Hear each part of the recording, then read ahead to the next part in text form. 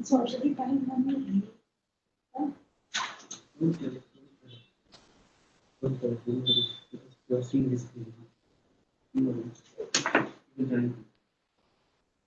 How much is he nothing. Okay. Yes.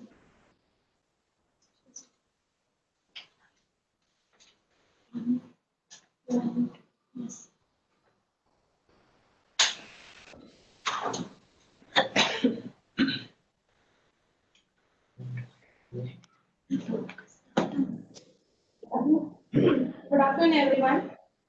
I'm Lisa, working as a director RAM tools at Lisa's Microsystems Private Limited. I welcome to the webinar on generating most optimized code from Cortex and clinical course. Okay. So please turn your mics off and request you to type in all your questions in the chat window so that I'll try to address those questions at the end of this webinar. So to going ahead with the agenda of this webinar, as the title indicates, generating optimized code on Cortex. So what does that actually mean? What is that we are trying to convey you here or educate the team here, attendees of this webinar is for in general, generating the optimized code for any embedded project is a task in specific, and that is very much required if the hardware what you are developing has very restricted memory, where the code what you have developed is unable to fit in. In such cases, users tend to optimize their code. So on Cortex M, how do you generate the most optimized code is by knowing what is the time taken by the processor for the execution of the user code or of your application. So for you to know in real time what is the time taken by the processor for the execution of your code, you need to get sneak view into the processor or your system. So how do you get view into the system is through the JTAG debugger, which everyone know. It's a debug code using the debug code of the ARM processor code and connecting the external JTAG hardware. Anyone can get access to the view of the processor. But that information, processor execution, but with the JTAG, the feature in IMX. the context of the registers, memory. The short overview at the beginning is that IMX is certainly the widest portfolio of ARM-based microprocessor on the market, and if you add to this the family we have with microcontroller, I mean, it gives.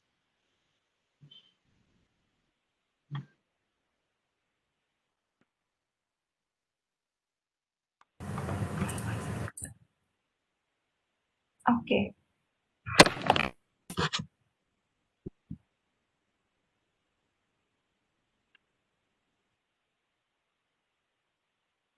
And okay. So just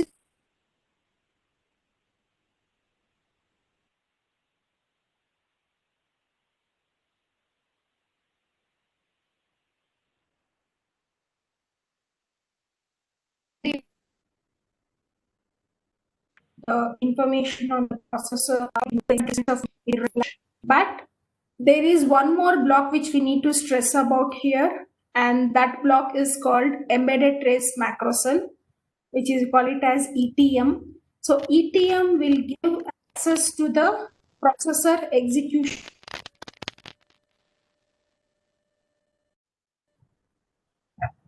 So it gives access to the processor execution history.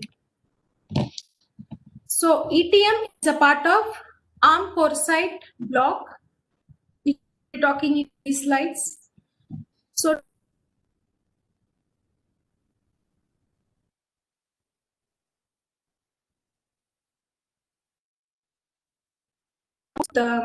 because the execution history of process instructions the processor has executed.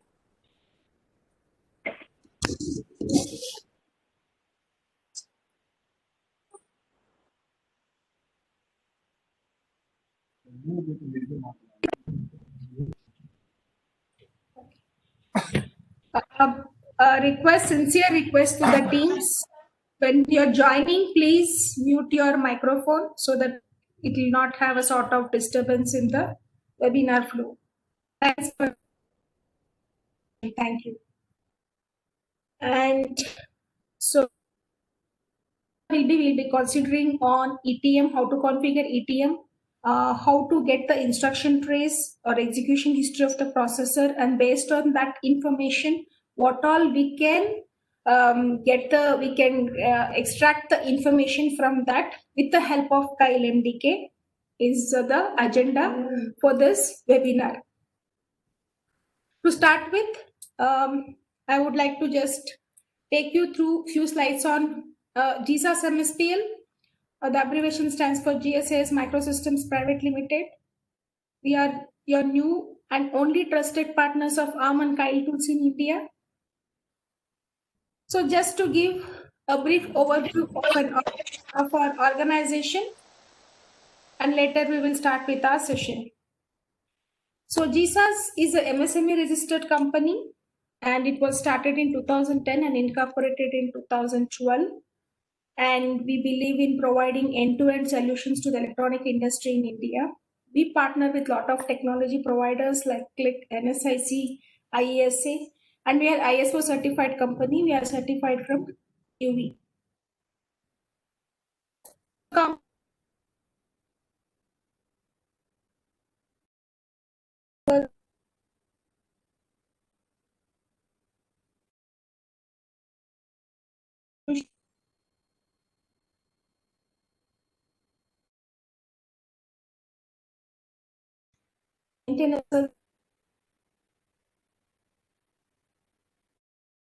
Provider. So there is the product portfolio. These are all the global technology providers which we are partnered with. First is Design Tools, which is a PCB designing tool. We represent RTM, which is a very well known and established a software for PCB designing, and we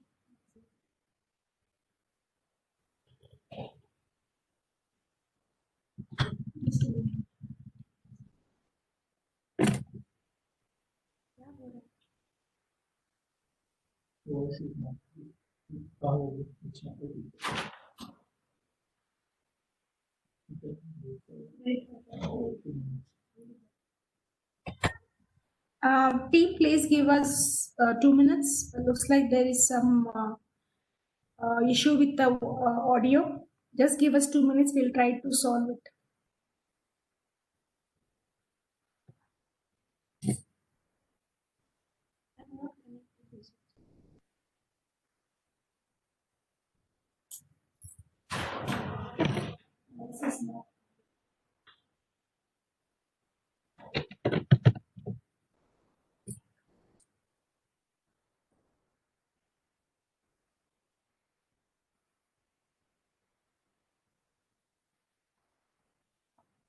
So is my voice clear now?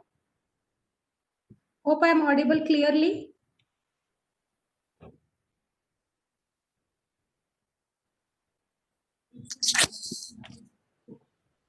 Thank you. Sorry for the inconvenience. So first I was talking about our company. We represent PCB designing software, which is RTM, ARM tools, that is both Kyle MDK, Development Studio 5, Development Studio, TMI testing and measuring instruments, programming solutions, protocol analyzer solutions, inspection tools like microscope and all. These are some of the global technology providers we have partnered with. So few to mention, which I've already mentioned in the previous slide. we are partnered with Goodwill Instech for TMI, RTM for PCB designing, ARM for software solution, both hardware and software solution, and Total Face for logic analyzing, that is a protocol analyzers, and few others to mention. So coming to our presence in India, we are headquartered in Bangalore, and we have our offices in Visakhapatnam, Pune, Delhi, and Hyderabad. We do have our representatives in Kolkata, Coimbatore, Odisha, Kerala, Chennai, and we are expanding our business reach in other cities as well, like Mumbai being metropolitan city. We are expanding our reach there in Mumbai, Patna, Bhopal, Ahmedabad, where these are all the main centers where we can expect much on the embedded projects or embedded tools products. Okay, so let's start up with Kyle MDK. The reason for starting up with Kyle MDK is because for CoreSight, which I was talking at the beginning of this webinar, we will be collecting the trace from the ETM and we will be seeing that trace and the other information related stuff with the help of Kyle Debugger, which is a software platform here. So only so we have to talk about Kyle here. So Kyle is a very well-known word in the embedded domain, in the embedded market. It is not a new word to anyone. So Kyle has been popular for more than 2 decades for both 8-bit compiler, which is 8051, and ARM 32-bit. Though they have the compiler for 166, which was specifically targeted for automotive application. So Kyle MDK tools comes with Microvision IDE and debugger. We have ARM FUSA compiler. So FUSA may be a new word to the team here, to the attendees. So before talking with the FUSA compiler, let me talk about ARM compiler. Everyone is aware. Kyle Microcontroller Development Kit. MDK stands for Microcontroller Development Kit. This is for ARM enabled processors. So it can be ARM7, ARM9, it can be Cortex-M enabled processor. And it is not only for M, it is for Cortex-A, Cortex-R, Cortex-M, both 32-bit and 64-bit cores. So ARM compiler can be used for developing your application for any of the ARM-based or ARM-enabled cores. This ARM compiler is certified for functional safety. So this is TUV SUD certified to be used. This compiler can be used to develop your safety critical application, which is required if your product you are developing is going to automotive, or it can be medical, it can be industrial, or it can be railways. So this ARM compiler is certified as per ISO 26262, which is for automotive with ASIL 4, and IEC 61508, which is for industrial automation, then ISO 62304 for medical, and EN 50128 for railways. So this ARM compiler is certified as per these standards. So this compiler can be safely used for developing the applications in these domains. Now coming to FUSA. FUSA stands for function. SA stands for safety, functional safety. It's a functional safety real-time system. So this FUSA is a set of package which is not offered as part of MDK, or it is not part of any compiler or something. It is a separate standalone package, or you can take it as an add-on package, which provides you the set of certified embedded components. Like, hope the team is aware, Kyle has RTX RTOS, which is part of CMSIS RTOS. So this CMSIS RTOS is certified for TUV-SUD for this functional safety. So the set of embedded components include RTOS, we have event recorder, we have CMSIS core. CMSIS core is the feature which will allow the user to access the core specific functionality or core specific peripherals in your application or in your software program, and ARM library. So Kyle MDK is provided with a ARM-C library. The subset of that ARM-C library, around 200 functions which ARM believes they are required for this safety critical applications, are certified for developing the safety critical project. So to use this FUSA components, you need to get access to certified ARM compiler, safety certified ARM compiler, and this compiler access you will get it through MDK Professional.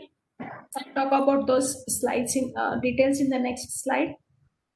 And ARM DS Gold. And because MDK at present approaches or is using the component based approach, so you can see we have device pack, any device support you want in your project, any specific device you are developing a project, that device support has to be installed, and that can be done through device family packs. We have CMSIS packs. CMSIS we have basic packs and also advanced packs. So basic is CMSIS Core, CMSIS RTOS, and CMSIS DSP. CMSIS DSP is for Cortex M4 or M33 cores or any cores that has DSP involved, and MDK middleware. ARM also supports, they have also developed the middleware stacks. Just to give a quick explanation on this, middleware is that is the one which sits between your operating system and your application. If you are not using OS, which our project is a bare metal where you are not implementing any OS or RTOS, then this sits between your hardware and your application. So this acts as a bridge, and MDK middleware we give it for communication peripherals which are protocol based, and we give it in the form of library format. And Kyle MDK also supports wide range of JTAG debuggers, which will help you to download the code to the board and debug your program in real time. Some of them are Ulink Pro, Ulink Plus, Ulink 2. Ulink Pro will be talking more about in this webinar, because instruction trace support is implemented in Ulink Pro. Ulink Plus can help you in power consumption. So anyone interested to know what is the real-time power consumed by your application can go to Ulink Plus. Ulink 2 is a lower-end JTAG debugger that supports programming of the flash and debugging. So this is this particular page will give you what are the offerings in the Kyle MDK. So Kyle MDK we offer in 4 different types. We offer in professional, we offer in plus, we offer in essential, we offer in light. So this information is available on www.kyle.com/mdk5/selector. Anyone interested, please visit this site. This will give you information on what are the various features implemented in the various editions of Kyle. MDK Professional gives you, it is the higher end version of MDK, and it gives you access to all the features of Kyle MDK, including the middleware. Sorry, we have for TCP/IP, USB device, file system, graphics. If at all your project you are using IP version 6 or USB, or you want IoT connectivity, that is from the device to the cloud connectivity, all those support is provided in Professional. Professional also give access to the qualification kit. Qualification kit here is, this is a set of documents which will help the user on how to develop the safety critical, how to develop the code or software code for a safety critical product. Because these documents will tell you what are the procedures ARM compiler went through to take the certification, TUSUD certification, and as per the standards. For example, if you are planning to develop the project for ISO 26262, which is an automotive application, what all deviations ARM compiler has taken in comparison to the actual standard guidelines.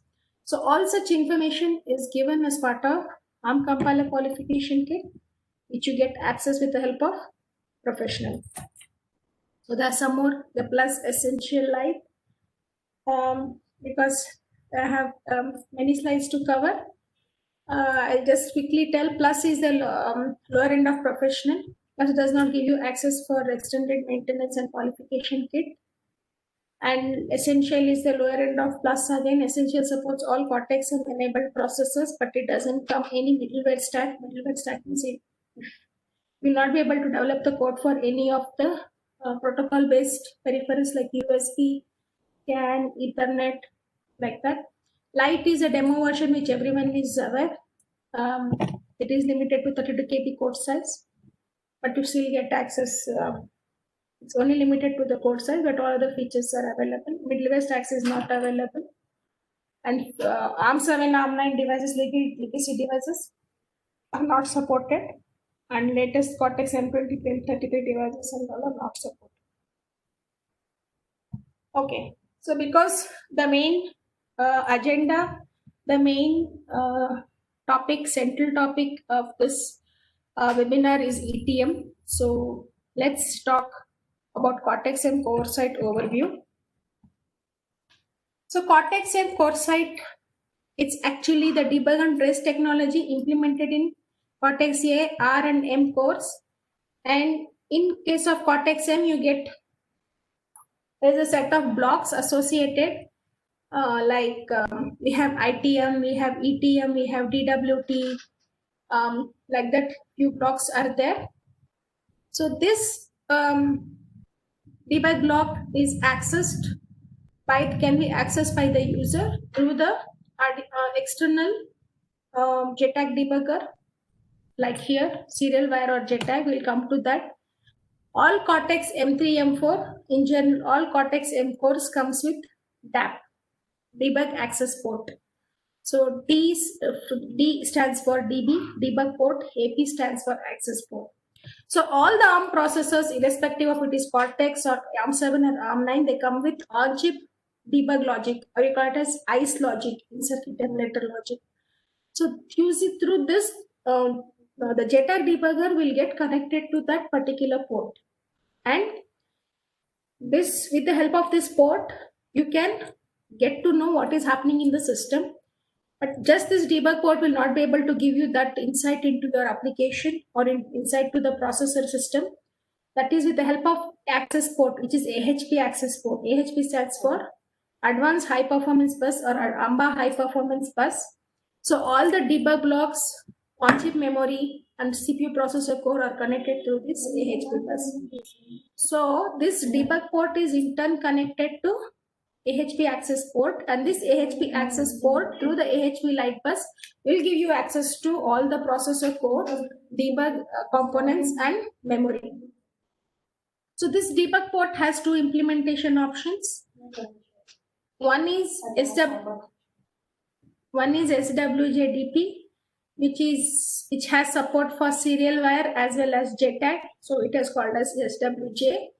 Another is serial wire only. So we have SWDP and SWJDP. So some processors may have this SWJ and some processors may have SW. JTAG, everyone know it's a traditional 5 lines, TMS, TDI, TD0, TRST, TClock. And serial wire is only SWDIO and clock. So the serial wire was implemented in Cortex M series, but Cortex A and R still has the JTAG support, and as well as Core Sight is also implemented, therefore trace features. So next, coming to ETM. ETM is a optional non-invasive debug component. So what do you mean by optional? This ETM is not present in all Cortex M cores. Let me remind you, ETM is also present in ARM7 and also ARM9, but their trace collection is bit tricky, this bit complex, because the trace data doesn't come to the debug port, or it doesn't come to the JTAG lines, which I'll show you what are the additional lines. For that, you need an additional coprocessor or some additional third-party connectivity through debugger, and we have to read the data. But the ETM reading of the ETM instruction trace on Cortex-M is very much simplified and easy to be configured. So if at all you want an ETM, we will talk about why ETM is required later. So at present, ETM is an optional non-invasive debug component. Optional in the sense, ETM is present in all Cortex-M devices, but ETM is not present in the lower end devices like M0 and M0 Plus. Okay, because M0 and M0 Plus was designed and brought to market by ARM for encouraging the customers or users who are working on 8051 device to move their project or migrate their project to a 32-bit processor, which will have a good code optimizations and performance. So they try to keep the cost of the core, IP core, or maybe device small in comparison to 8051. So ETM was not implemented, but from Cortex M3 core onwards, that is M3, M4, M7, M23, M33, M35P, M55, you can get ETM. I am telling can, it is not will. You will. It is not mandatory that you will see ETM, because implementing ETM in a silicon chip will take maximum space on the die, and it will occupy a good amount of transistor gates. Sorry for it, transistor gates. And once this number of transistor gates, this count is increasing, obviously the price of the chip also goes high. So the silicon vendor, silicon chip manufacturer will decide whether the particular microcontroller or the chip which they are bringing to the market will have the ETM or not. So it's an optional, but it's a non-invasive debug component. So non-invasive means ETM will try to take the information of the processor execution without the knowledge of processor, or I should tell, without stopping the processor execution. It's a non-invasive. It doesn't interfere into the execution of the processor. Main functionality of ETM is to monitor the activity of the processor. What is processor doing? What instructions is executing? Is it accessing memory? Is it accessing registers? All those it does. So every time processor fetches an instruction from the memory, ETM will get an alert that the processor is executing, and it follows the opcodes, because processor understands only zeros and ones. And when whatever the opcodes the processor is executing, ETM will capture those opcodes, and it will create a sort of trace packet and send it to the JTAG debugger. The debugger, which has the intelligence of understanding these trace packets, will read this data and maybe store it in the debugger memory, onboard debugger memory, or it can transfer to the system. We'll come to that later. So such trace will give you a lot of advantage. First thing is historical debug of sequences, because continuously it captures the processor execution history. So it can capture the execution history for a long time. This is very much required if you are keeping your application for burn test, or you want to keep your application for a long time and see if it fails at any point of time in the later stage. Then debug of events can be done in real time, where the target cannot be halted. For some applications like hard disk drives, engine management, motor control, all such applications, you will not be able to debug if the processor is halted. So in real time, if you want to debug such applications, this ETM instruction trace will certainly help you. And the trace also gives you access to the inside SoC. As I told, ETM monitors the activity of processor. Activity can be execution of your code, or accessing of memory, or accessing of the peripherals. All those you can get a view into the SoC.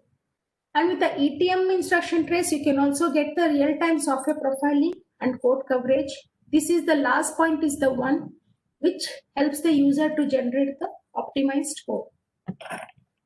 So please put in the questions as and on. If you have any on this particular slide in the chat box, feel free to include your question. I'll take up all those questions at the end of the session. So this is just functional block view of this connecting the system with ULink Pro and to the Cortex M4. So from the system, we will be connecting the ULink Pro. Just take this as a Cortex M based hardware. So you have a Cortex M core here.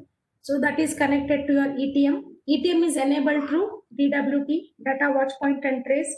This is a module which helps you in setting the hardware breakpoints. So since I've told hardware breakpoints, let me tell. Hardware breakpoints is the one when you are loading the code to the flash, you want to debug the program by putting the breakpoint. So those are called as hardware breakpoints. So DWT helps you in setting the hardware breakpoints, and this is the one which will trigger your ETM. Okay.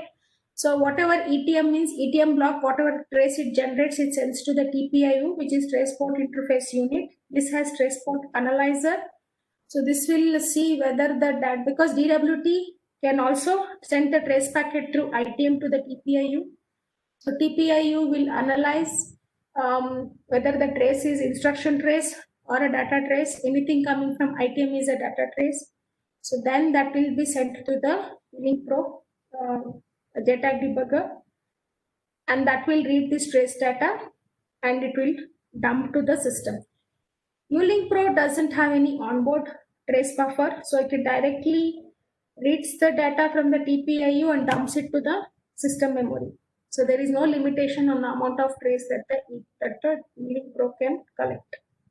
That is the advantage. That is the reason we can continue to capture the execution trace of your processor. If you want to see, if you are keeping your application executing for a long time and you want to see if some sporadic errors happen, some crash happens, all this you can easily find out with the help of instruction trace. So now coming to basic ETM operation, maybe I'm just going a bit detailed into it because ETM is a good topic altogether, but I'm not going into theoretical part of it. Just a brief glimpse, or I can tell just a glimpse of it on how the ETM captures the trace, so that the team gets excited and you can also start using the ETM. Because I believe many customers doesn't know that ARM Cortex-M comes with a very good trace technology and they are not using it for their application. So my main motto and focus is to educate the team and thereby make use of the features what ARM is offering as part of the LMDK. Okay, so here you can see processor, the memory. You can take it as a core memory or a flash memory. And these are all the addresses where you have this code implemented, stored rather. So processor will first address that, instruction at 1010, which is move R0 #2. So this particular information, this whatever the opcode of this particular instruction, captured by the ETM. So E is an atom, trace atoms, which it sends to the TPIU, which has a TPA, trace port analyzer. And this trace port analyzer will correlate this opcode with the source code, and it will approach at the what is the instruction the processor is executing. So this data goes to the system host, which is your computer in this case. So once processor executes 1010 instruction, the same instruction is captured by ETM.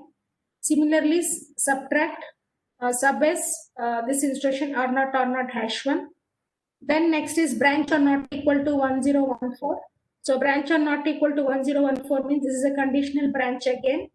So conditional branch is here if the equal flag is not set, in the sense if the 0 flag is not set, then only you take a jump. If the 0 flag is branch, if the 0 flag is not set, then don't take that branch.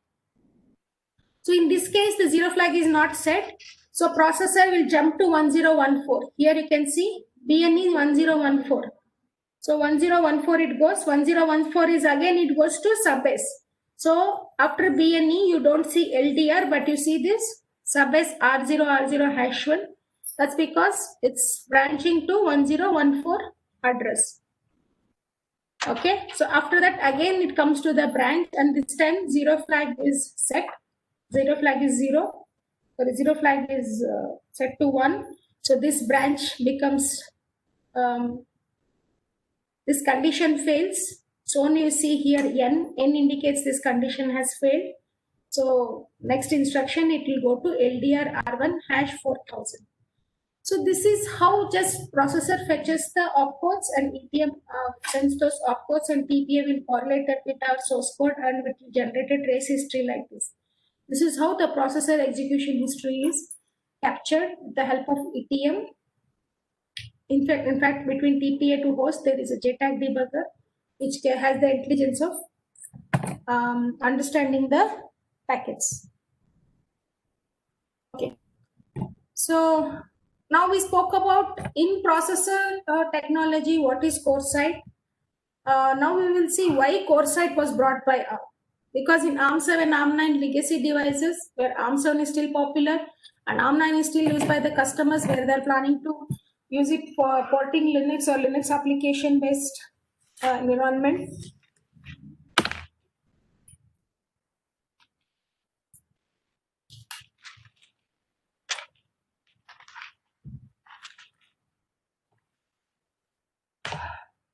So at the end of the session, I'll be having a practical, I'll be demonstrating how the ETM has to be configured, and instruction trace, and what all information you can gather or extract from that instruction trace.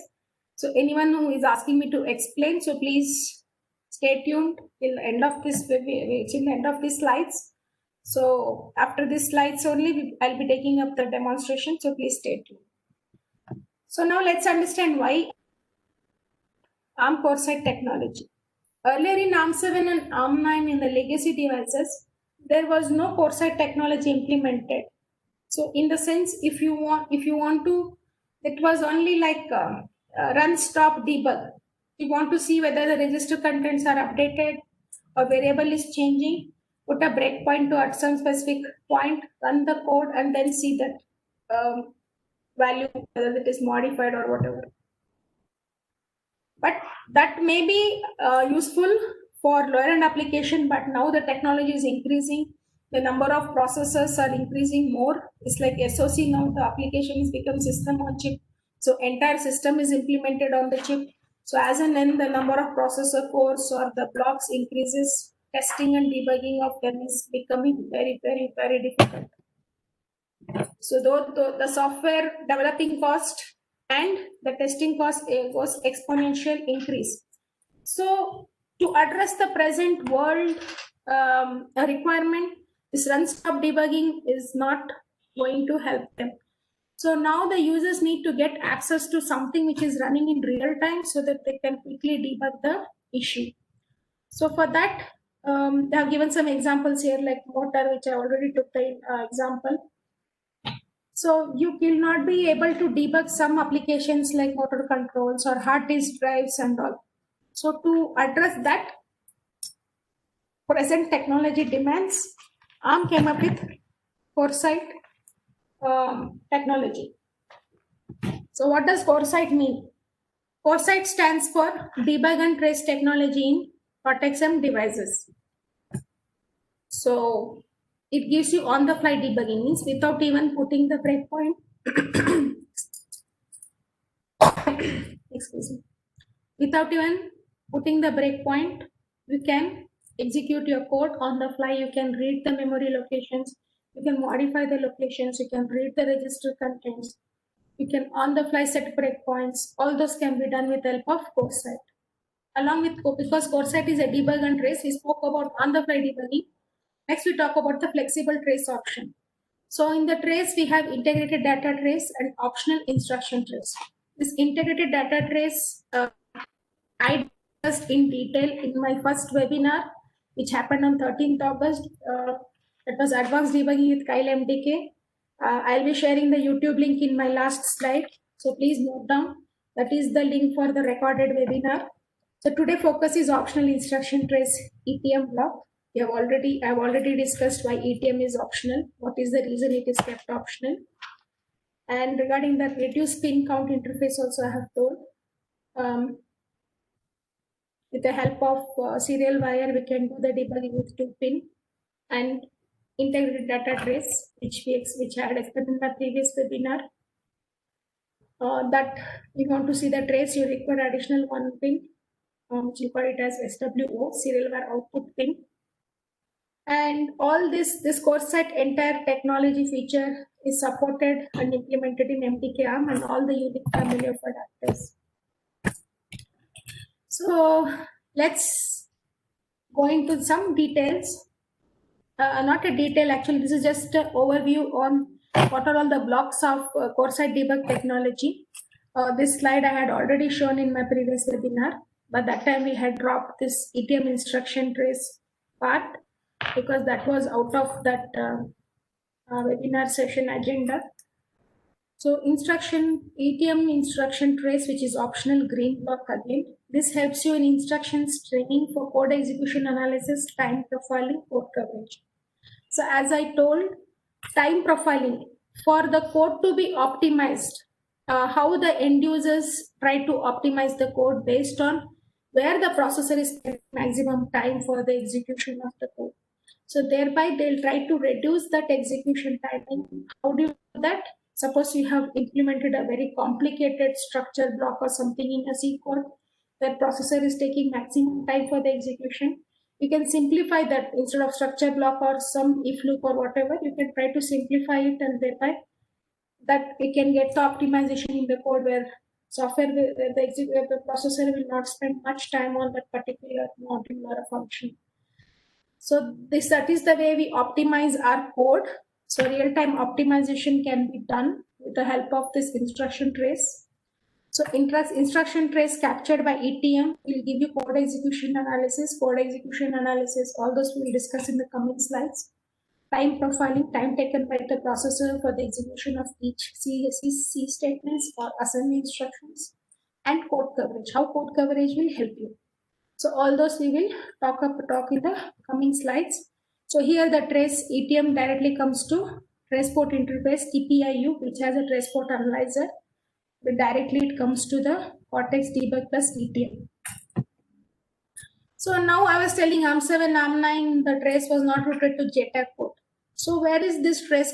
So this ETM data which the debugger, the TPA trace port analyzer sends to which port pins, from where the JTAG debugger can read.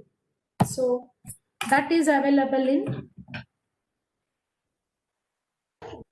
connectors, or we call it as debug connectors. This is a standard JTAG which everyone is aware. This is a 21.1 pitch ARM JTAG. Please note how many items are there.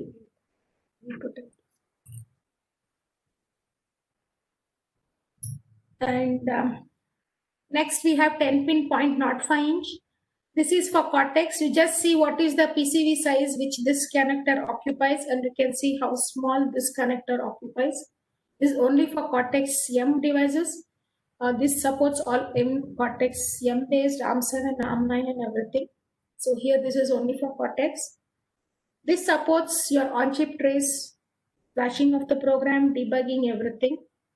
But this debug plus ETM, which is a 20-pin, which is becoming standard, many customers are implementing this in their hardware. Even many of the evaluation boards given by ST, NXP, they include this debug and ETM connector. So this includes your same 10-pin, but additionally it has 4 trace data pins and 1 trace clock pin. So this is to this 4 trace data pins only your trace data comes to. That is your instruction trace from ETM block comes to these pins, and the debugger which you are using here is Ulink Pro, has the intelligence of reading the data, and it comes to it just takes the raw trace and it comes to the system memory. So instruction trace ETM. So this all we will see when I demonstrate it on the hardware board. Instruction trace will give you the cycle counting, how many cycles it has taken for the execution, time taken for the execution, And if you're doing source level debugging, it will show you C and assembly both. In fact, you have the option of selecting only to show source or only assembly or interleaved C and assembly.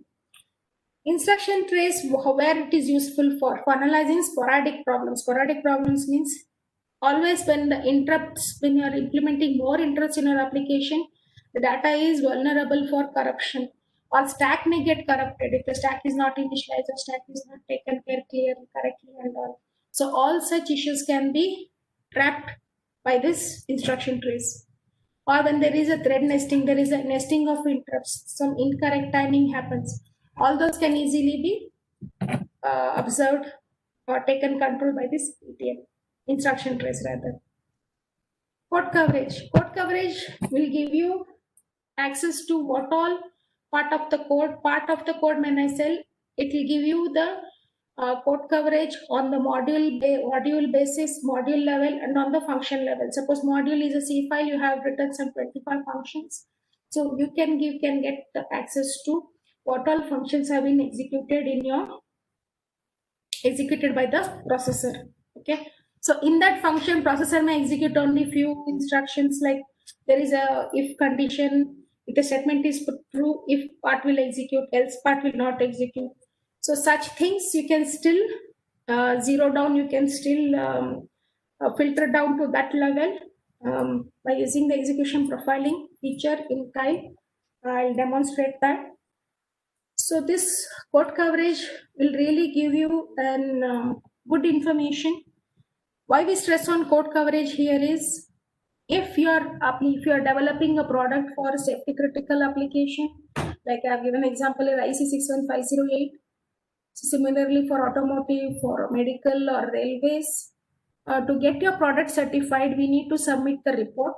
In that one report is the software verification and validation report. So this code coverage will give you real-time software verification, not verification, at least software validation report, which will clearly tell you what all C statements or assembly instructions the processor has executed. Thereby, if you want to, because you have to give this as a report, you can also import this information as a log file in a CSV format, XML format, or Excel sheet format, XLS. Okay. So this I've already covered. ETM enabled devices provide complete instruction set stream. So this is a streaming trace, we call it as, because when the processor starts execution, ETM just captures the execution history, what all of course the processor has executed. It captures and sends to the debugger through TPA, and debugger will read it and dump to the system. It's a streaming trace. So continuously you can keep on capturing the devices.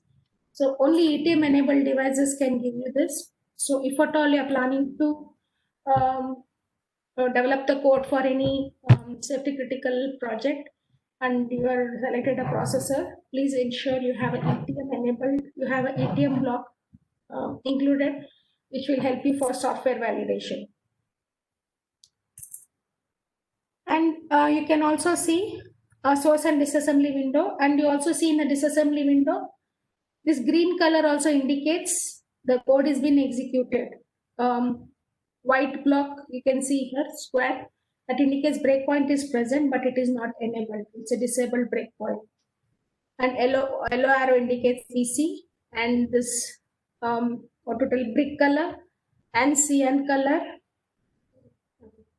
These two indicates the branch instructions. So green indicates the branch is always taken. Brick color indicates the branch was not taken. So all those color coded instructions where you can easily understood, we can easily analyze your application, processor has taken that branch or it has skipped that branch. So all such information is clearly, we can find it out with the help of ETM.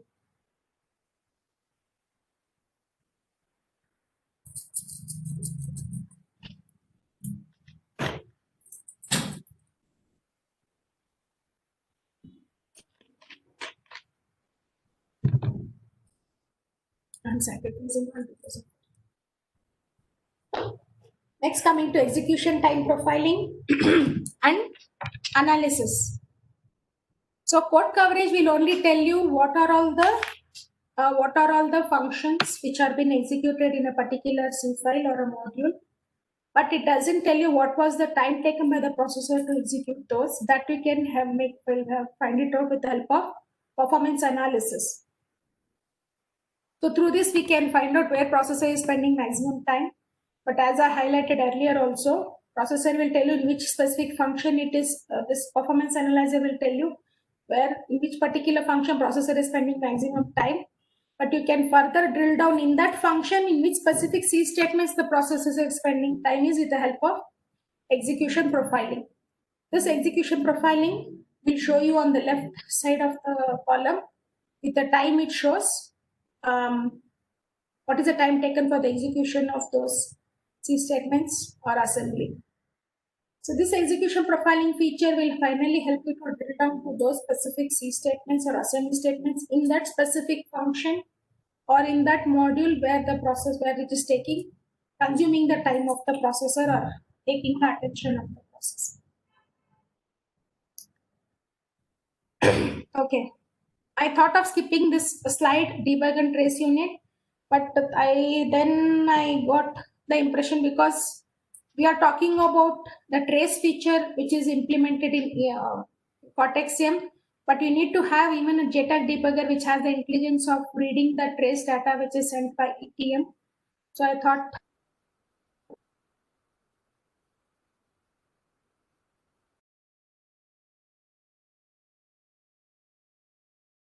you can drop at present, but I just included, we do have ULINK Pro.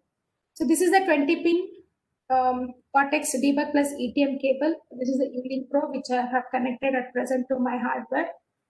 So this particular PCB green color will help you to connect to the standard JTAG of 0.1 inch 20-pin connector.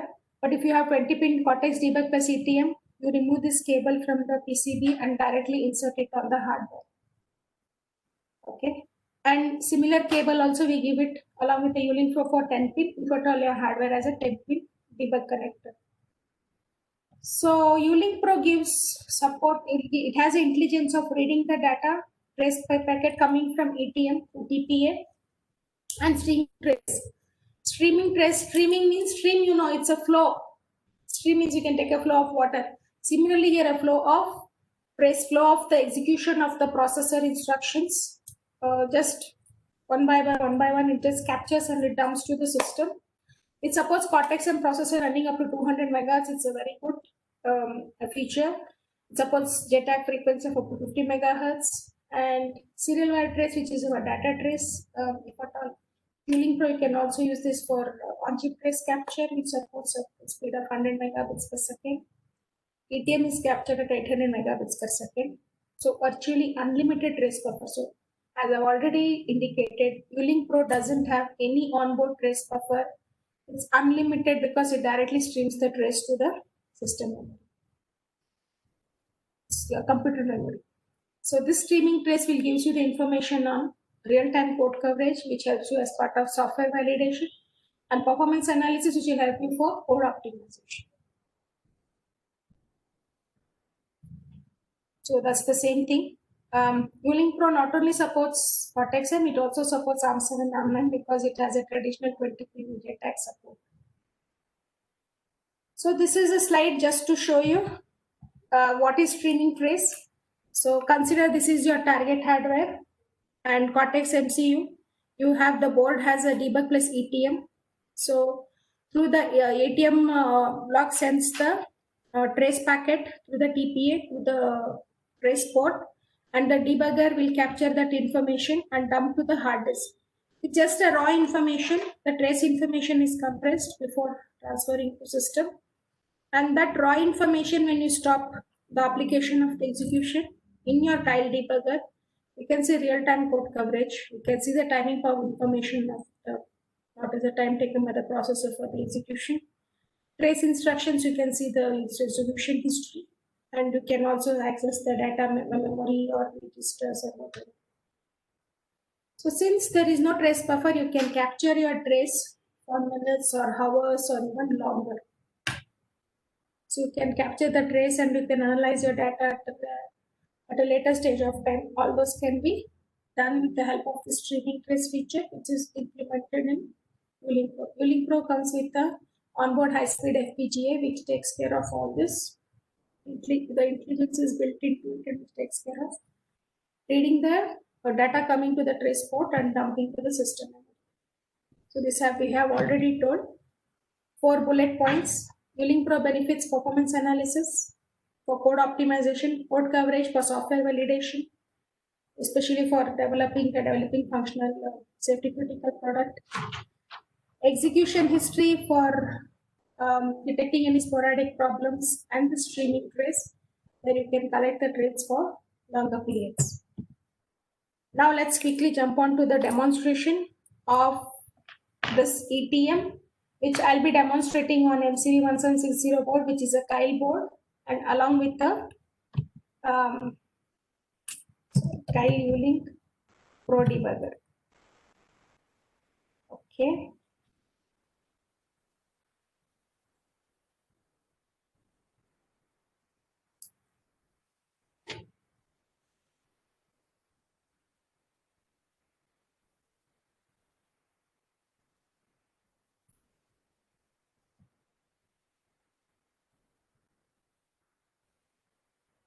Hope my screen is visible.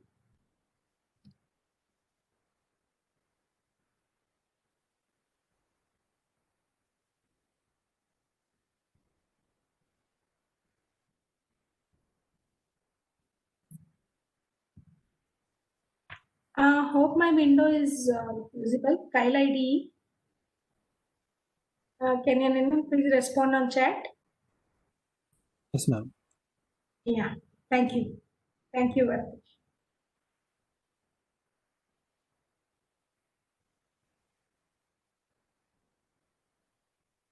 Right. So coming to this application, Blinky ULP. In fact, during my last webinar, I used the same application, but that time I had demonstrated only serial wire output and simulator. So today we will be concentrating on trace port instruction trace. This is a sample project, which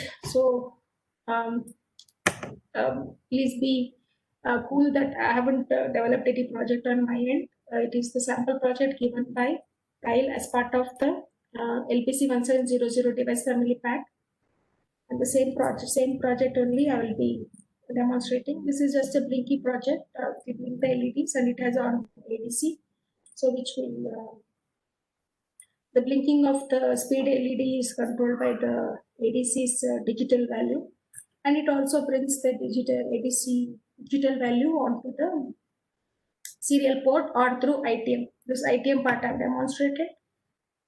Let's go to trace port interface. So here I have selected Uling Pro D. Please note, Keil not only supports Uling series, it also supports universal, very well-known, popular JLink. It has ST-Link support, NULink for Nuvoton, VP Micro is for Freescale. This is for Kinetis. We have Scilabs from Silicon Laboratories. We have TI and many debugger supports. Okay. So now click settings. Because I need a trace, I have enabled as SW, and here the LPC1768 processor on the board, which is a Cortex M3, has a SWJ support, serial wire JTAG port, and the JTAG clock I have set is 10 MHz. On the left side, it shows my debugger. On the right side, it shows the processor, what I've selected, which is Qualcomm Core Site serial wire debug port. Trace here, I'm enabling trace enable, ETM trace I'm enabling here. Flash download is for flash programming for that. That has 512 KB flash, so this is algorithm for it. So let's quickly get into it.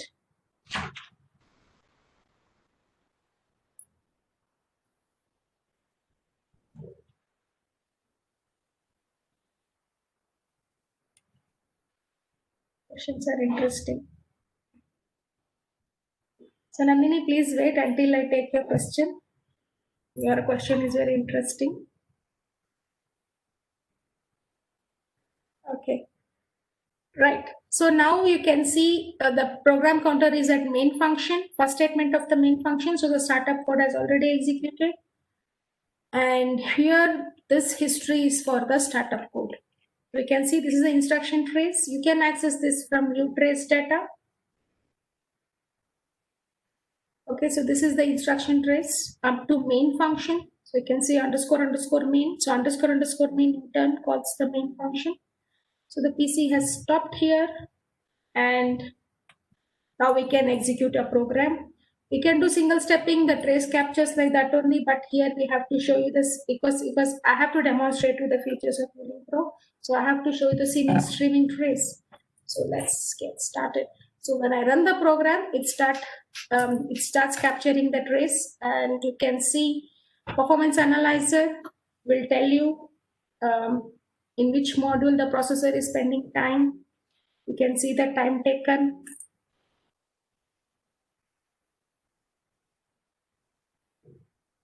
Okay, so depending on the module, you can see. So main function only maximum it is spending time. Code coverage. So you can see here 100% of 10 instruction executed. So 93% of 75 instructions executed. So it will also tell 2 conditional jumps were not executed. So this code coverage will help you for software validation. This information you can export to other Excel file in CSV or Excel sheet format, whatever.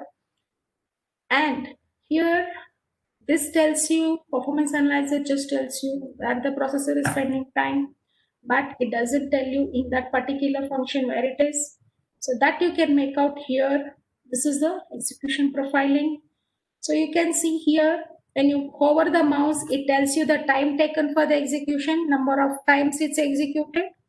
But the average will give you, say, suppose for the processor to check the if condition, it has taken 30 microseconds or 30 milliseconds, whatever.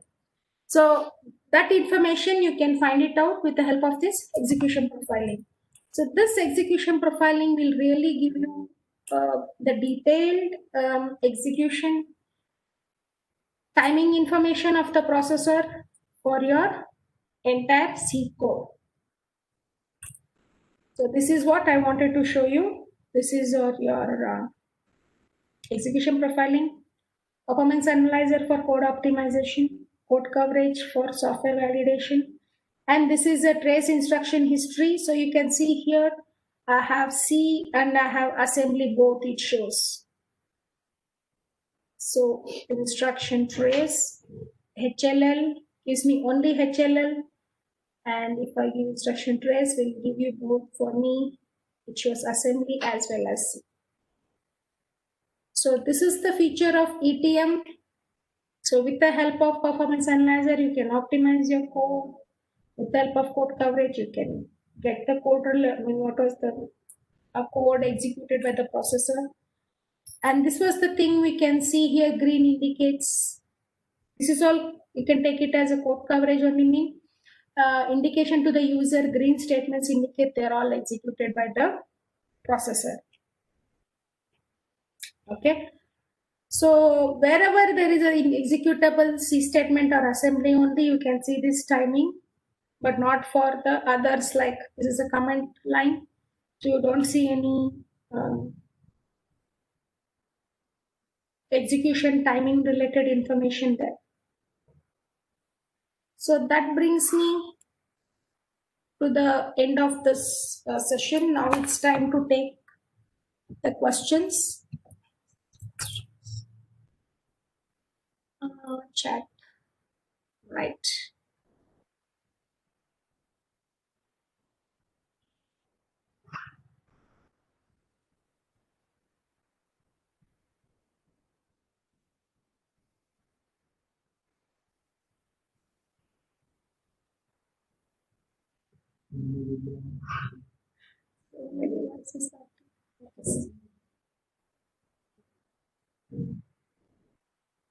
Okay.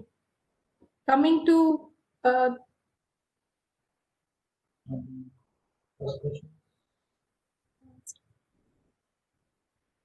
so first question is from Mohammad Ibrahim.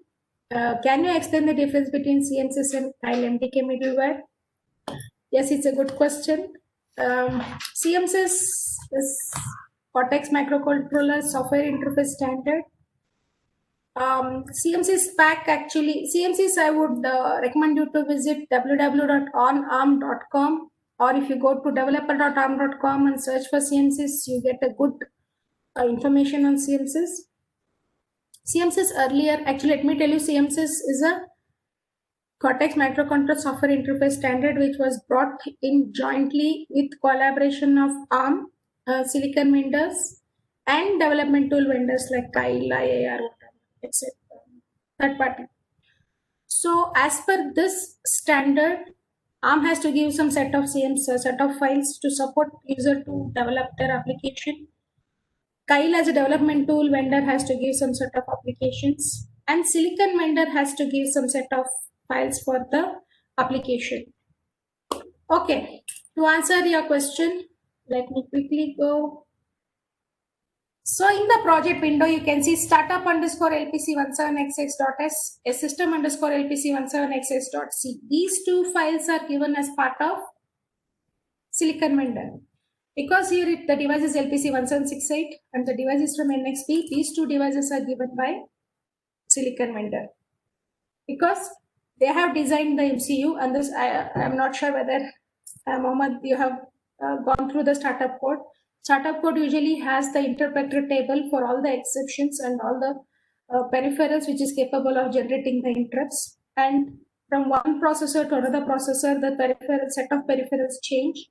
So the NXP team who has developed the device will have the knowledge on what all peripherals are implemented, what are all the peripherals which is capable of generating the interrupts. So that information is given in the startup code. So the startup code is given by the NXP as a part of CMSIS. Because if you open this, for the benefit of your brain, CMSIS Cortex M3 core device startup file. So this is as a part of CMSIS standard, as per the joint agreement for the CMSIS. NXP is giving the startup file. Next comes system underscore LPC17xx.c, which is a system initialization file. This initializes the clock and memory for the peripherals. Here again, peripherals is coming into picture. So for each peripheral, initializing the clock, everything happens. And this is again given by the silicon vendor. In this case, it's NXP. Coming to the ARM. Now you can ask me, because CMSIS is a joint collaboration with the development tool like Kyle, silicon vendor. So now Kyle, what is Kyle giving? Kyle just provides whatever the files silicon vendor is provided and what ARM is provided, because Kyle is again from ARM. So what is that ARM is giving the support as part of CMSIS? So core underscore CM3.h, core underscore CM function, core underscore CM instructions. These three header files are given by ARM.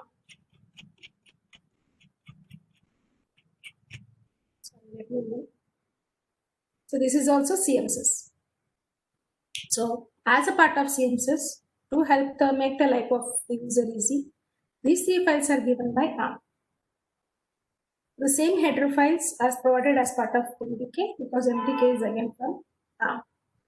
Now coming to middleware. Middleware is purely, as I told, it is for protocol, serial protocol based applications like USB, Ethernet, CAN, or if you're implementing any file system in the flash or the RAM.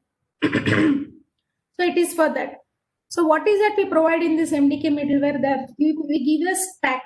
Stack means it's a set of API functions.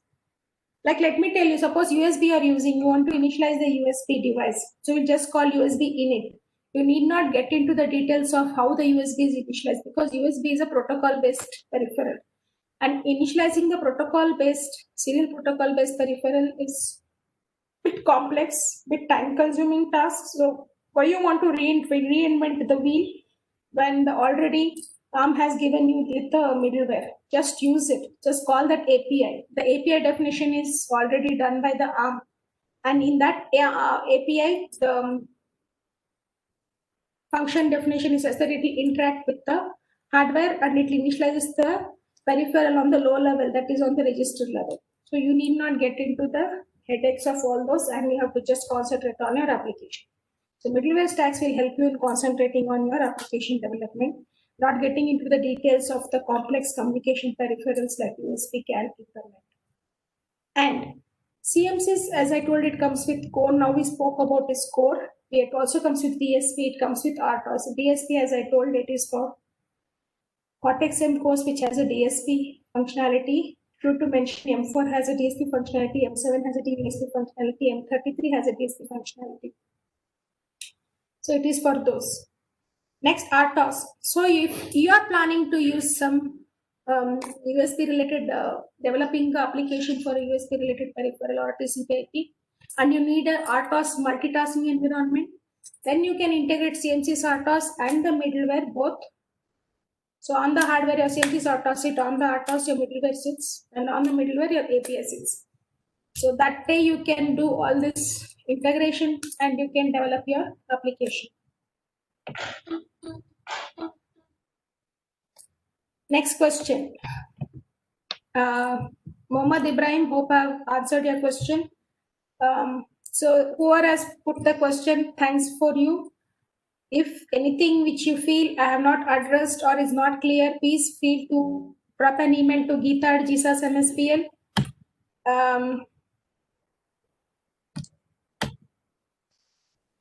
So hope the team is able to see my screen. This is the link for the YouTube webinar, which recorded link for that August 16, August 13th, what we did on advanced debugging with Kyle MDK.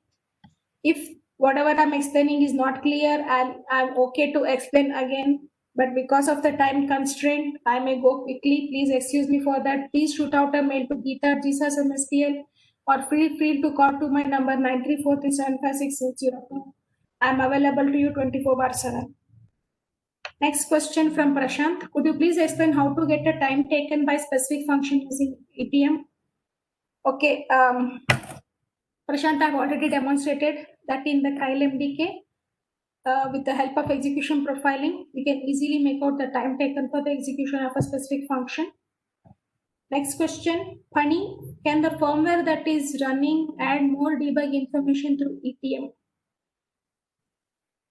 Can the firmware that is running can add more debug information through ETM? No. Okay. ETM captures the information from the processor that is executing your code. Basically, it monitors the activity of the processor. But if you want the information in source level format, in C format, then the debug information what the ARM compiler generates should have good amount of the final output file, AXF file, what the ARM compiler generates should have the good amount of debug information. And that can be got with keeping the optimization level 0 or optimization level 1. If it is you're using ARM compiler 5, for ARM compiler 6, you can still get a good levels of optimization. So more debug information through ETM is not possible. Whatever the debug information, the processor executes based on that opcodes, because whatever the final output file, what ARM compiler generates will be loaded from the system memory, from your computer memory, but finally only opcodes is what processor understands. ETM doesn't add any sort of debug information. Debug information in the sense, it just gives you the activity of the processor. Is it executing instructions? Is it as a part of execution of instruction? Is it accessing memory? Is it accessing registers? Question from Nirmal Kumar. What is the difference between serial wire debug and serial wire JTAG? Okay. Serial wire JTAG and serial wire debug both are same, because serial wire debug also use 2-pin. Serial wire JTAG also use 2-pin, but serial wire JTAG has the feature of also working as a JTAG port. So if you are using SWJ and you're configuring it as a JTAG port, then you will not be able to get any sort of trace, data trace or ETM trace. But if you want to get the trace, you have to configure either SWJ. A serial wire debug is a feature of SWJ only, I should tell again. So the question should be other way around, serial wire JTAG port and serial wire debug port. No problem.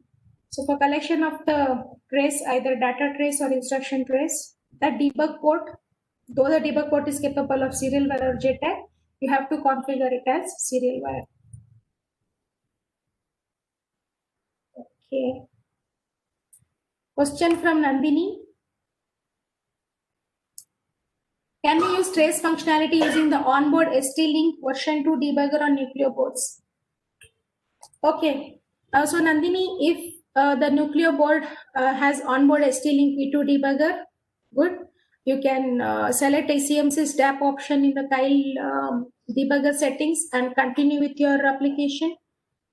But the trace functionality there is limited to only data trace. ST-Link V2 doesn't give instruction trace. Instruction trace intelligence for reading the instruction trace is implemented in our Kyle Ulink Pro debugger and Segger JTrace Pro for Cortex-M. These two are the reasonable, economically available options which which the users can use or the company can use for capturing the trace information. There are higher end debuggers which are more than 2,000 euros. So what I'm talking is something less than, something which comes within 1,500 or within 2,000 euros, which are economical and viable options. So with the ST-Link debugger, you can still take data trace, you can debug your program, you can flash your program, you can on the fly put the breakpoints without stopping the processor, you can read the memory contents, you can modify the memory contents, you can modify the variables, all those you can do, but instruction trace history you will not get. Next question from Sahil. What's the prerequisite to set this functionality in Kyle IDE?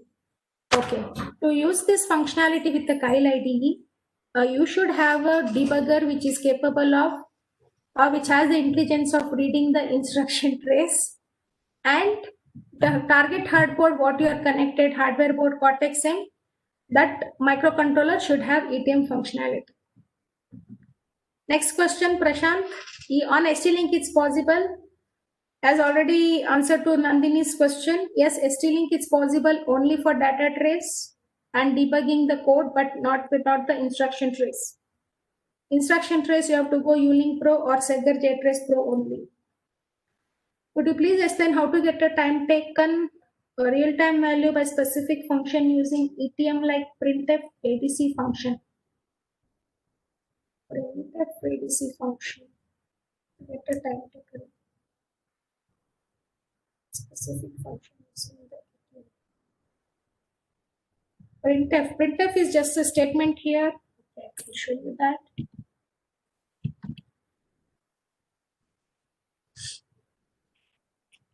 Printf is not a function here. Who's that? Prashant has asked this question. Okay. So this printf is just a C statement, Prashant.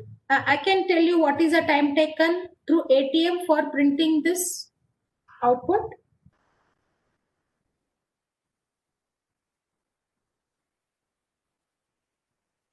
Okay. I'll put a breakpoint here. So it's stopped. Let's do single step. So you can see it has taken maybe 30 milliseconds. Please excuse me if I've read the readings wrong. This is the value. This is the time taken by the processor to execute this printf functionality. Hope it's clear.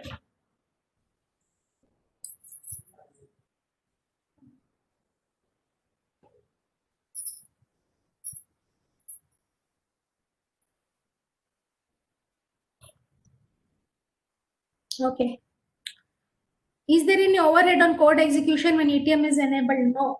ETM, as I told, it's a non-invasive optional debug component, but if it's implemented, it is a non-invasive debug component. So it will not disturb the actual functionality of the processor at all. It just captures the trace information and the help of trace port analyzer, send it to the trace port and debugger will read it. It is not causing any overhead. So it is called non-invasive debugging feature. So ETM is very much important.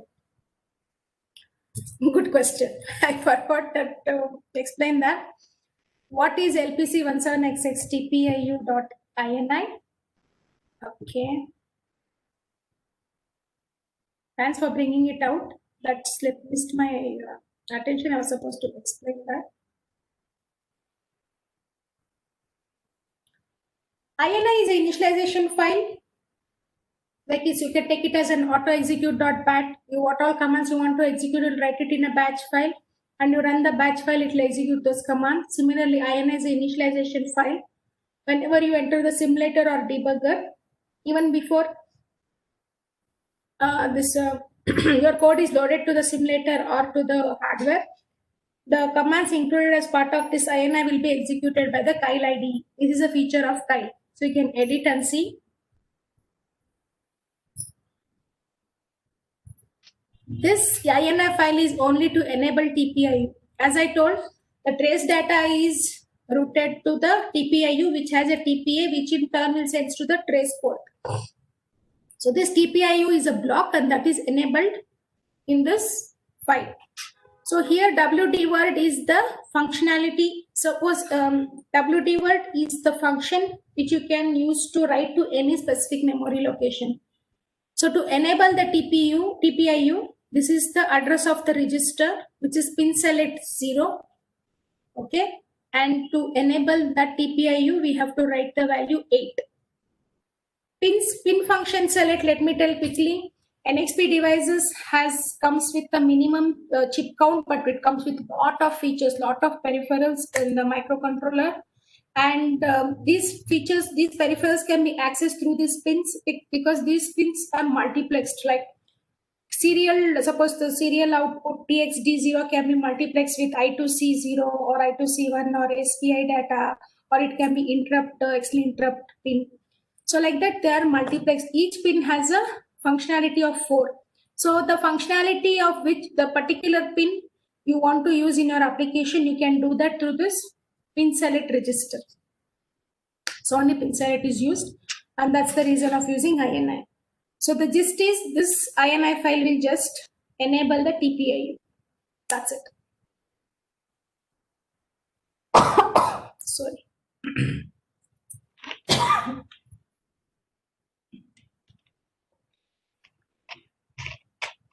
Okay. Shall we use JTAG plus serial wire viewer? Yes. If you want to use JTAG plus serial wire viewer is actually the debug port functionality feature. As already highlighted, if you want to use just as a debugger, configure it as JTAG. If you want to collect the trace, configure it as serial wire. Serial wire viewer is actually an additional pin with a serial wire debug to see the data trace. Shall we use SWD plus JTrace? Yes, possible. Question from Venkatesh. Serial wire debugger is the debug functionality on Cortex-M. JTrace, you can use it, but JTrace just gives you the data trace again, but there is a JTrace Pro for Cortex-M that you have to use if you want to use it as for instruction trace. Okay, thanks, Mohammed. Sudeep, question from Sudeep. Is it possible to give an info session on USB? Sudeep, please send me an email to Geeta@ESA's MSPL. We can sync up and let us see how we can have this session on USB. I'll be glad to have that session with you or to your team. Sudeep Kumar, also safety application in for LPC. Okay. Safety applications, Sudeep, let me clear one thing. Safety application is not specific to the processor. Safety application is specific to your application. What is your final end product? The end product, is the end product you're developing is for medical, or is it for automotive? Is it for industrial automation, or is it for railway signaling or something? So based on that end product, the safety comes into picture. Safety has nothing to do with the LPC or any microcontroller device. Venkatesh, next question. Does LPC Link 2 supports ETM tracing? No. ETM tracing is not supported in Link 2. LPC Link 2 is similar to ST Link 2, which supports only debugging your program, flashing the program, and data trace. No instruction trace. No ETM trace. You can do ITM trace. Does Kyle generates accurate execution timings in simulation? Yes. Not so accurate, but yes, simulation can give you really a fair idea on what is the execution timing of the simulation. Simulation, many devices are simulated in MDK v4. In v5, there is no simulation, but still, if you download the legacy package in MDK v5, you can do the simulation part. Nilesh Mahajan, ETM is non-invasive as you told, but what if CPU or microvision tries to read or write same memory location at the same time? Great. Okay, Nilesh, ETM is microvision doesn't write to any memory location. First thing. ETM, if CPU writes to a memory location, ETM will capture that because ETM duty is to monitor the CPU activity. It does that, but microvision never writes to any memory. This particular INI file is just for initialization of TPIU, and this is not a memory, this is a register, special function register. So I think the question is answered. When will be the trace port function assigned to GPIO, which is used in TPIU? I mean before main or after main. This will be before main function, even before your startup code executes. This INI file will be executed, and that particular GPIO pin will be configured for TPIO. Chandana Deshpande, how can I robustness of the code? How can I verify the robustness of the code? Sorry, Chandana, I'm not able to understand your question. What do you mean by robustness? Please elaborate or send me an email. How can we enable safety standards in Kyle IDE like ISO 26262? Yes. To enable the safety standards in Kyle, you have to use the ARM certified compiler. ARM compilers have gone through many changes, many versions. Few specific versions are certified for ISO 26262, which is an automotive application, and it is 5.04, 6.6, 6.1.3. These particular versions of compiler are certified for functional safety, and you can get access to these compilers either through Kyle MDK professional license or ARM Development Studio Gold Edition license, or you can also buy a standalone only compiler. Can I also perform static code analysis? Unfortunately, no. Earlier, Kyle used to give, and in fact, ARM used to give for static analysis of the code. They used to give the JPC link from Jimple software, third party, and now it's not there. So the answer is no. Static analysis code is not inbuilt in Kyle, but that doesn't mean it will stop you. If you are using any Parasoft tools or LDRA, which is most popular used in many companies, many users, if you have LDRA, you can still do the static and dynamic analysis of the code. Very informative session. Thanks, Rakshit. Venkatesh, does Kyle supports bin file generation? Obviously, it supports. You have to use from ELF utility. You have to do that from user. Yeah. After build, you can give run, and here you can specify that from ELF utility. From ELF utility is in the bin file, and I can show you quickly the usage. Not the bin file, sorry, bin folder. Sorry for it. I'll quickly show you that.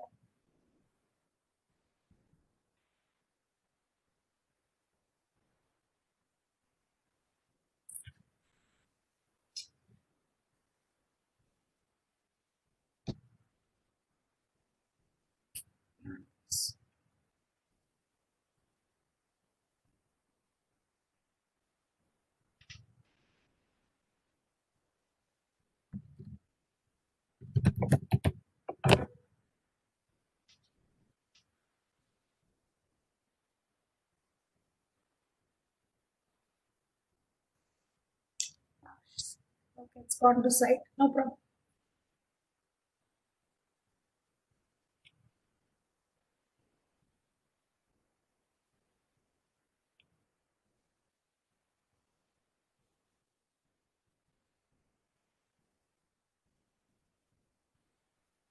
So these are the options. So this command line options you can find from here. You have to give bin and you can generate like this you have to give from ELF --- bin. Then output file will, whatever the output file name you give that bin, and this is the input file. So from the AXF file, from ELF utility will generate the bin file. Sahil, could you please share the links or any application note where I refer ETM and debugging techniques? Is Kyle better than IIR? How?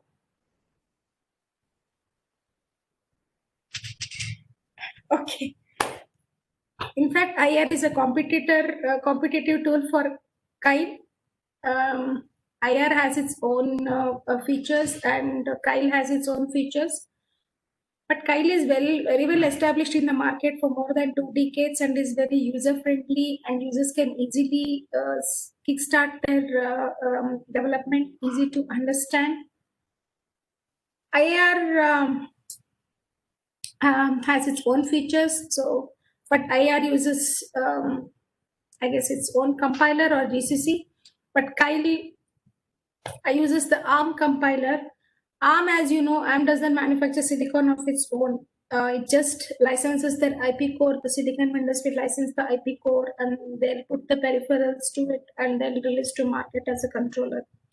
ARM has developed the compiler. So they have designed the IP core, so they understand what is their core function, what is the core features, and how to generate the most optimized and benchmarked code, so that from the particular processor, whatever is the maximum optimized code you can expect, all those is taken care in ARM compiler. And so I believe, because it's coming from the horse mouth, so horse has only developed the IP cores and that is been developed by ARM. So I believe ARM compiler will be the most suitable for the ARM processors, but IIR also supports a lot of other processors. So for other processors you can go, but for Kyle, for ARM, my recommendation is to use Kyle. Can we run cryptographic programs and do their ITM trace?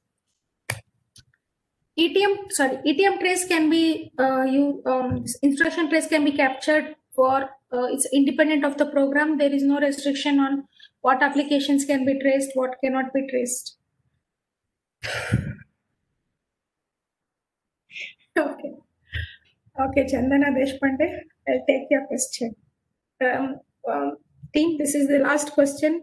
Please drop in your questions to my geeta@gsmspl.com. I would be glad to support you. This is my mail ID. What additional features of Kyle offers apart from Atomic and STM32 software tools? Right. Atomic software was using GNU free source compiler, and that tools was acquired by ST. ST offers STM32, but ST, the software what they offer, their main focus will be on, like, what will be the main focus of a silicon vendor is to sell the chips. So they don't invest time and money on making their tools better, what all the features you get with a commercial license, you don't get that in the ST. Maybe they can handhold you when you are buying their chips for the project in a bulk quantity. They may help you with the software, but ultimately Kyle MDK will give you all these features which ST doesn't give.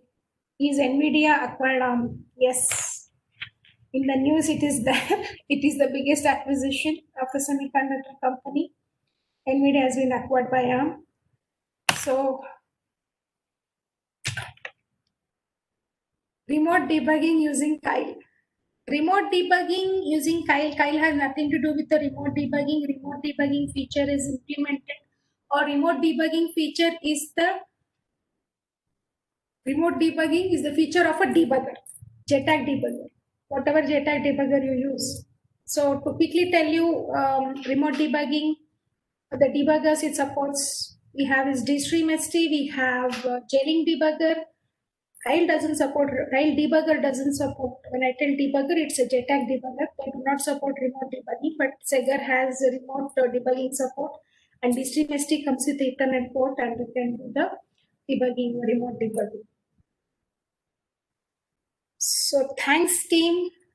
Thanks for the question and answers. Hope I have answered everyone's question. If anyone you feel it's not clear, you want me to explain again or some other topic you have a question, please shoot out a mail to geeta@GSASNSPL and feel free to call to me on my number. Thanks for your attention. Thanks for your time.